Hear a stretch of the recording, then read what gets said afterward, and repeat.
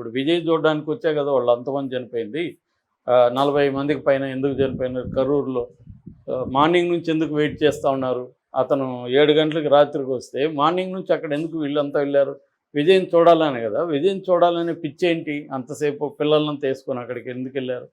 కాబట్టి ఇదేంటంటే ఈ క్రేజ్ని మనమే క్రియేట్ చేసాం. ఈ క్రేజ్ వల్ల అనేక అనర్థాలు జరుగుతున్నాయి. దీన్ని జనాల్ని విమర్శిస్తే లాభం లేదు. రెండోది ఏంటంటే ఇక్కడ అమ్మాయిలనే కాదు అబ్బాయిలను కూడా, అంటే హీరోలను కూడా ఇలాగే తాకాలనే వాళ్ళ కోరిక ఉంటుంది. హీరోని తాకాలని చాలామంది అమ్మాయిలు కూడా పోస్టులు పెడతారు. ఒక్కసారి హగ్ చేసుకోవాలని ఉంది నాగార్జున, ఒక్కసారి తాకాలని ప్రభాస్ని ఉంది, నా జన్మవుతుందని అమ్మాయిలు కూడా అనుకుంటారు.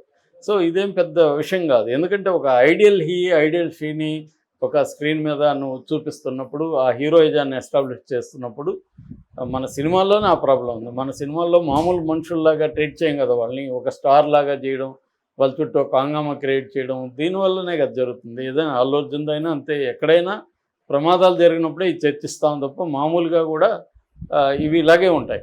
ఆ మధ్య పూరి జగన్నాథ్ కూడా అన్నాడు, ఎక్కడెక్కడో తాకేస్తారు, ఎక్కడెక్కడో గిచ్చేస్తారు వాళ్ళు ఫ్యాన్స్ అని. అవును, వాళ్ళకి అదొక ఆనందం. అంటే నాకు ఇష్టమైన హీరోయిన్నో లేకపోతే ఇష్టమైన హీరోని నేను తాకాను, ముద్దు పెట్టుకున్నాను, లేకపోతే హగ్ చేసుకున్నాను, గట్టిగా గిచ్చేసాను తెలుసా అని వాళ్ళకి ఒక ఆనందం. దాన్ని వాళ్ళకి అది గ్రేట్ అడ్వెంచరస్ థ్రిల్లింగ్ మెమరీ వాళ్ళకి. వీళ్ళకేమో అది ట్రామా.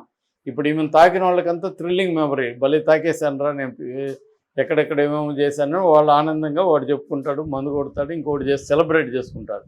కానీ ఆమెకి అది ట్రామాలాగా మిగిలిపోతుంది. దీనికి ప్రధాన కారణం ఎవరు? నిర్వాహకులు.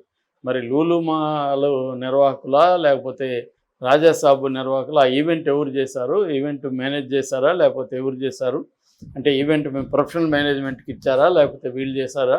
వాళ్ళు బాధ్యులను చేయాలి ప్రధానంగా, అంతేగాని క్రౌడ్ని కాదు. క్రౌడ్ ఇలాగే ఉంటారు. సో క్రౌడ్ని నువ్వు ఎలా మారుస్తావు? కాబట్టి క్రౌడ్ని నువ్వు ఎలా కంట్రోల్ చేయాలి, క్రౌడ్ కంట్రోల్ అనేది ఎలా ప్లాన్ చేసుకోవాలనేది ఆలోచించాలి తప్ప, భక్తి అయినంతే కదా. భక్తులు ఎందుకు పోయి చచ్చిపోతున్నారు అక్కడ?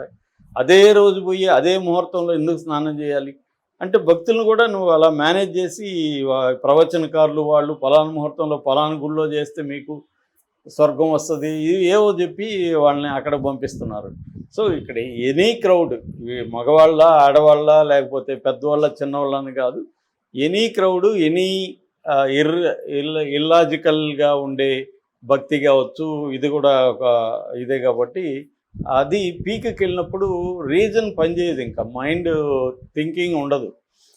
గుడ్డిగా ఎట్టి పరిస్థితుల్లో మనం వెళ్ళాలి, మనం ముందుకు వెళ్ళాలి, మనం ముందుకు తాకాలి, లేకపోతే ముందుగా దేవుణ్ణి చేయాలి. ఇదంతా భక్తి అయినా, రాజకీయమైనా, సినిమా పిచ్చి, ఇవన్నీ మూడు ఒకే రకమైన రిజల్ట్నే ఇస్తాయి ఫైనల్గా. సో పలానా చోట పలానా టైం కాక, మనకి మహాకుంభమేళా కూడా జరిగింది అదే కదా. అదే 4 గంటల ముహూర్తానికి 4 గంటలకు పోయి అక్కడ స్నానం చేయాలి. అంతకుముందు ఉంటాయి, ఆ తర్వాత కూడా అదే నీళ్లు ఉంటాయి. కానీ ఆ ముహూర్తం అనేది కూడా పెట్టాడు. ఆ ముహూర్తంలో పోయి స్నానం చేస్తేనే నీకు ఇది. కాబట్టి అక్కడే పడ్డాం. ఏం తర్వాత ఎప్పుడు ఉంటాయి కదా, వెళ్ళి చేయొచ్చు కదా అనేది లేదు. అంటే దీని చుట్టూ ఒక మార్కెట్ ఉంది, బిజినెస్ ఉంది, దీన్ని పెంచి పోషే. సినిమా కూడా అంతే, దీని చుట్టూ ఒక వ్యాపారం ఉంది.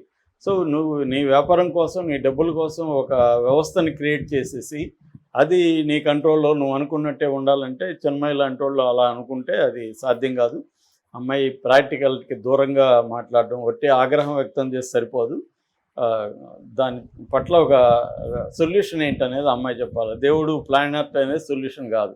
దేవుడికి ఏం పని లేదా వీళ్ళందరినీ తీసుకెళ్ళి వేరే ప్లానెట్లో పెట్టి కాపలా కాస్తాడా ఆయన? కాబట్టి అది కాదు సొల్యూషన్ ప్రాక్టికల్గా ఉండాలి. ఇది బ్రాడర్ ప్రాబ్లము. కనీసం మనం ఇవన్నీ కూడా సాధ్యం కాదు, ఏది భక్తిని కంట్రోల్ చేయడము ఇవన్నీ సాధ్యం కాదు. కనీసం క్రౌడ్ కంట్రోల్ అయితే చేయొచ్చు. క్రౌడ్ కంట్రోల్ అనేది ఇవాళ మెథడ్స్ డెవలప్ అయినాయి, ఏఐ వచ్చింది, సర్వైలెన్స్ వచ్చింది, కెమెరాలు వచ్చాయి, ఆర్గనైజేషన్ ఉంది. ఇవాళ పోలీసుల మీద డిపెండ్ అవ్వాల్సిన అవసరం లేదు. బౌన్సర్లు ఉన్నారు, డబ్బులు ఇస్తే బౌన్సర్లు వస్తారు. ఇవన్నీ చేసుకోవచ్చు.